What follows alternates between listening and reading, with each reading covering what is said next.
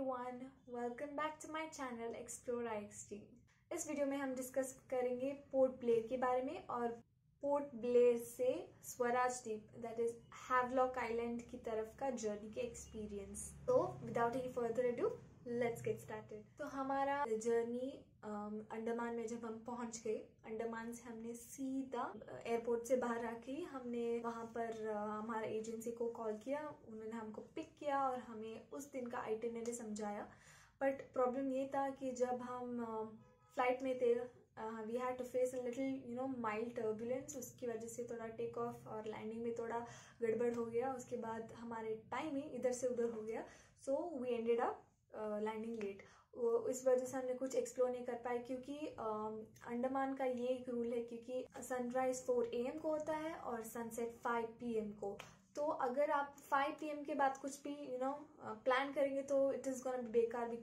तो हमने ये सोचा कि हम आज का दिन जस्ट हमने फ्लाइट की, हमें जेट लैग होगी तो हम एक रेस्ट लेंगे आज। तो हमने क्या किया कि हमने वहाँ का ही ऊपर एक रेस्टोरेंट है, सी फूड रेस्टोरेंट, वहाँ पर जाकर ट्राई किया। वहाँ पर हमने बहुत सारी डेलिकेसी ट्राई करी। हमने बहुत सारी फूड वहाँ पर ट्राई की। प्रॉन्स था, ट्यूना फिश था और हमने वहाँ की सूप का भी ट्राई किया। और वहाँ की एक बहुत ही फेमस डिश थी जो एक पंजाबी डिश थी कि चिकन को ऑमलेट में रैप करके फूड दिया जाएगा। उसके साथ हमने नान में डुबो के खाया, वो भी अच्छा था।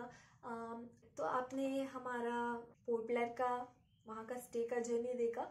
तो वहाँ पर हम रेस्ट करके सो गए उस दिन। उसके बाद मॉर्निंग फ्रेश होके हमने हमने जो हमारा सामान था वहां से उठाया और 7 o'clock हम चले गए पोर्ट की तरफ चले गए। This is not road side. अगर आप एक बार पोर्ट ब्लेयर से स्वराज द्वीप पहुंच गए इन केस, तो आपको और कोई आइलैंड एक्सप्लोर करनी है, हैवलॉक एक्सप्लोर करनी है, अगर आपको पोर्ट ब्लेयर से कहीं और जाना है, वो है स्वराज द्वीप या फिर हैवलॉक या फिर नील आइलैंड, कुछ भी एक्सप्लोर करनी है, तो एक बार आप पोर्ट ब्लेयर से आओगे तो पोर्ट से ही आपको जाना पड़ेगा।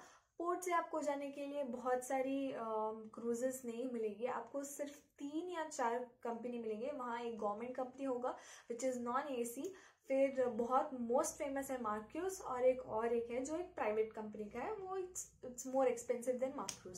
सो हमारी एजेंसी वालों ने बुक किया था तो हमको मार्क्रूज का मिला। मार्क्रूज एक बहुत अच्छा क्रूज है।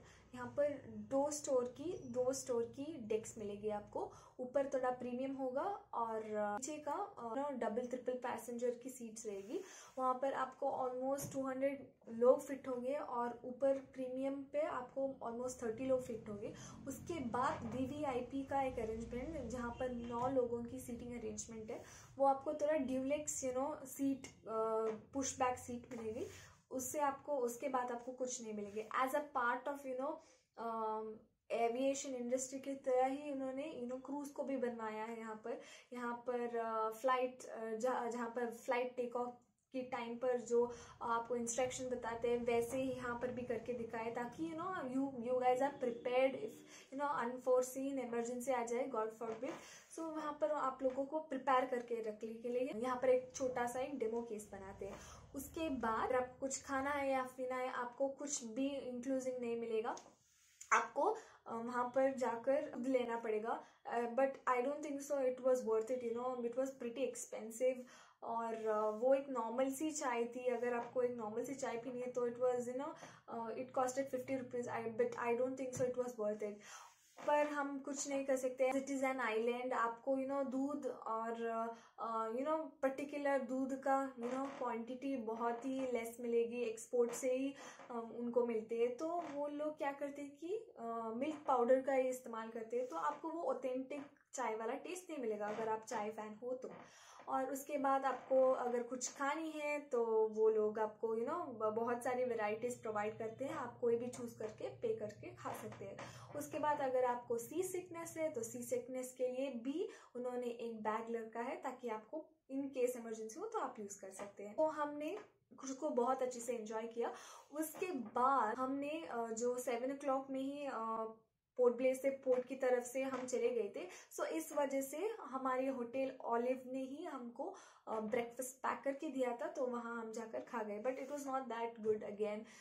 जस्ट सैंडविच के अंदर कोल्ड स्लॉ भर दिया है और एक कचौरी भी था, फ्रूटी जूस था, उसके बाद कुछ नहीं था। तो आई डू अंडरस्टैंड कि वहाँ पर जो क्वालिटी क्वांटिटी वहाँ से एक्सपोर्ट होके आती है, तो आपको भी एडजस्ट करना पड़ता है।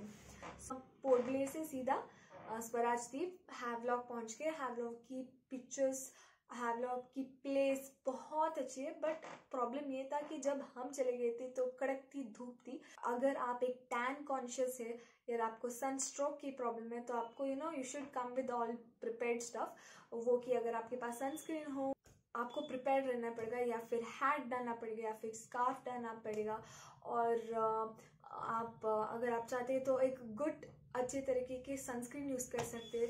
तो अगर आपको सनस्क्रीन जो यूज़ करने के लिए प्रॉब्लम होगी, क्योंकि आप जब मेकअप डालते हो वो एक वाइट कास्ट दिखेगा। सो मेरे पास एक ऑप्शन है आपके लिए जो वाइट कास्ट नहीं दिखेगी। एक्वालॉजिका का hydrate dewy sunscreen, coconut water and hyaluronic acid, glow,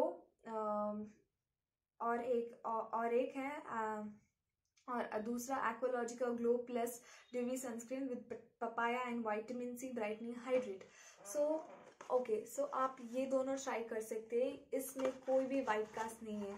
अगर आप आउटडोर्स नहीं जाना चाहते, क्योंकि अभी इस रीसेंट रिसर्च के बाद ये भी पता चल गया है कि हमारे घर की जो बल्ब्स है, जो हार्श लाइट्स है, या फिर यूवी रेस है, या फिर हमारे कंप्यूटर या फिर हम स्क्रीन देते उसके द्वारा आए हुए रेस, ब्लू लाइट रेस, वो भी हमारे लिए हार्मफुल है। सो इस वजह से इन लोगों ने ये दो प्रोडक्ट और बहुत सारी सनस्क्रीन ये प्रोडक्ट्स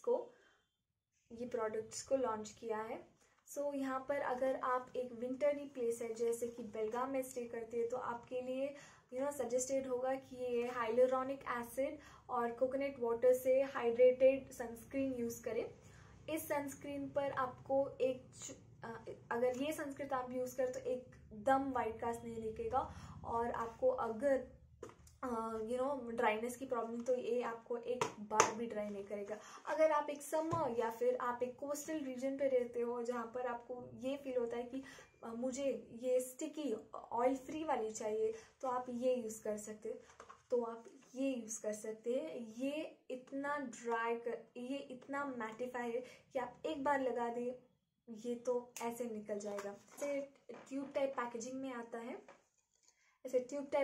में आता है, आपको क्या करना पड़ेगा कि आपको पंप करना पड़ेगा, ऐसे पंप करना पड़ेगा, एंड आपको एक बार भी नहीं पता चलेगा कि ये एक सनस्क्रीन है। ऐसे ब्लेंड होता है देखिए।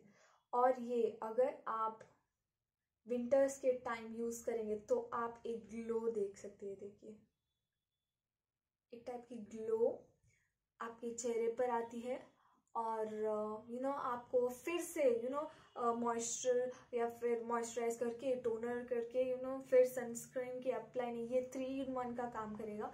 अगर आप लेजी पर्सन है मेरी तरह, तो आपको क्विक रनिंग पर, अगर आप लेजी भी नहीं हो, शायद आपको लेट हो रही है तो भागने के लिए, तो you can just pop this up, it will save your skin from harmful rays. So ये देखिए, ये भी मैटिफाई भी हो चुका है। सो आपको रेकमेंड करूंगी, अगर आप के पास मेक श्योर कीजिए कि आपके पास सर्टेन स्टफ है कि आप टैन ना हो। टैन होने के बाद वो निकलने के लिए प्रॉब्लम होती है, तो इस वजह से precautions are better than cure. तो आपने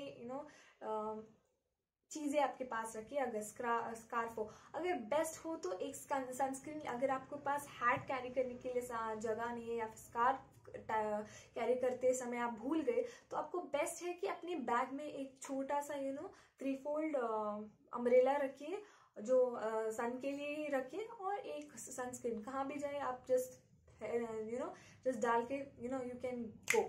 सो ये एक अच्छी हैक है।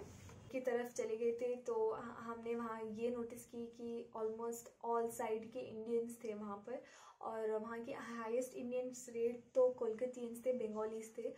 मतलब बेसिकली बंगालीज थे और सब लोग वेकेशन मोड में थे। तो आप जब प्लॉट पेयर में जो लोगों को देखेंगे तो आपको पता नहीं चलेगा कि बहुत सारे टूरिस्ट है।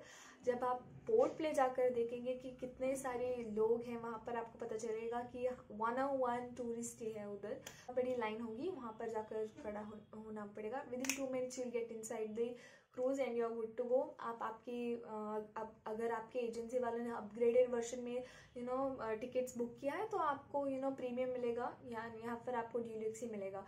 उसके बाद वहाँ पर एक 1 and 1.5 या फिर 2 आवर्स की जर्नी होगी। आप यहाँ की सी साइड एंजॉय कर सकते हैं या फिर आप थोड़ा सा रेस्ट कर सकते हैं। रेस्ट करके आप स्वराज द्वीप में पहुँचेंगे। स्वराज द्वीप में भी वैसे ही पोर्ट प्लेयर जैसा ही एक पोर्ट है, वहाँ पर आप बहुत सारे फोटोज खींच सकते हैं। अगर आपको टैन नहीं होना तो प्रिकॉशंस कीजिए। उसके बाद आपके एजेंसी वाले, अगर आपने बुक किया हो तो आपकी एजेंसी वहाँ पर खड़ा होगी या उनके बैनर्स लेकर, और आप अपने रेस्पेक्टेड रिजॉर्ट पर जा सकते हैं। हैवलॉक आइलैंड पहुँच गए थे तो हमने बुक किया था from the agency was white coral beach resort. तो हमने बहुत सारा हमें ऑप्शन नहीं मिला था जब हमने ट्रैवल एजेंसी से बुक किया था। और जब हमने वहाँ से बुक किया था तो हमें ये पता चल गया कि हमको सिर्फ 2 ऑप्शन दिए गए थे। सो उनसे छानबीन करके मुझे बेसिकली बीच रिसोर्ट चाहिए था, ताकि you can spend your own time near your beach whenever you want. तो आपको एक प्राइवेट प्राइवेसी मिलेगा उस बीच में, क्योंकि आप ही हो, क्योंकि आप और आपकी 2 to 3 टूरिस्ट जो आपके पर्टिकुलर बीच रिसोर्ट पे रहेंगे वो ही उसे एक्सेस कर सकते हैं, ना कि कोई और। सो वहाँ पर उनका प्राइवेट झूला था या फिर सन टैनिंग के लिए वो बोर्ड रखा गया था। अगर आपको बीच पे जाकर स्विमिंग करनी थी वो भी कर सकते। So it was really good. तो अपनी चेकिंग की वहाँ पर रख दिया और दोपहर के लिए हम चले गए लंच करने के लिए। ओके, सो लंच होने के बाद हमने एजेंसी ने हमको एक आइटिनरी दी थी। इसी में एक बीच है राधानगरी बीच, which is very similar to South Indian beaches, because Radhanagari was famous for its blue ethical beach.